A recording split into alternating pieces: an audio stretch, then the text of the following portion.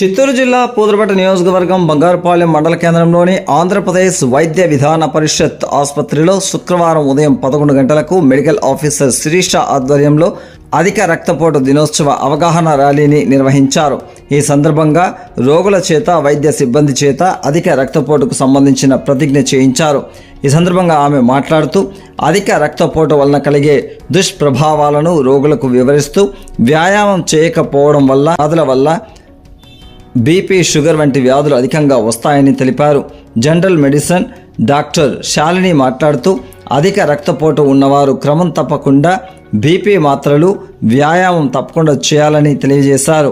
కార్యక్రమంలో doctor Akhil, doctor Bhargav Krishna, doctor Jyoti Swaroop, doctor Vijay Kumari, doctor Raghu Bhavana, head nurse Sumathi Bai, hospital సిబ్బంది పాల్గొన్నారు. అధిక రక్తపోటు దినోత్సవము దానికని ఒక చిన్న మీటింగ్ కండక్ట్ చేసి పేషెంట్స్కి అసలు అధిక బీపీ అంటే ఏంటి, అలా ఉన్న వాళ్ళు ఎలాంటి ఆహార పదార్థాలు తీసుకోవాలి, ఏం మందులు వాడాలి, ఎలాంటి మందులు రెగ్యులర్గా వాడాలా లేదు మధ్య మధ్యలో నిలిపి బీపీ తగ్గినప్పుడు నిలిపేసి మిగతా డబ్బులు వాడితే చాలా, ఇవన్నీ చాలా మందికి అనుమానాలు ఉంటాయి.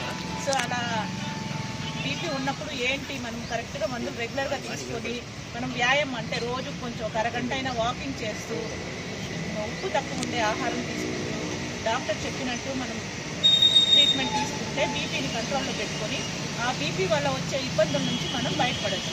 బీపీ ఎక్కువ ఉండే వాళ్ళకి హార్ట్ ప్రాబ్లమ్స్, బ్రెయిన్లో రక్తం బ్లీడింగ్ అయ్యి గడ్డగట్టడము, పక్షవాతము ఇవన్నీ ఎక్కువ వస్తాయి. సో అలాంటి ప్రమాదాలు రాకుండా మనం బీపీకి సరిగ్గా ట్రీట్మెంట్ తీసుకొని డాక్టర్ చెప్పినట్టు మనం ఫుడ్ తీసుకుంటే అందరం ఆరోగ్యంగా ఉంటామని మీకు అందరికీ తెలియజేయాలని చిన్న మీటింగ్ పెట్టుకున్నాం.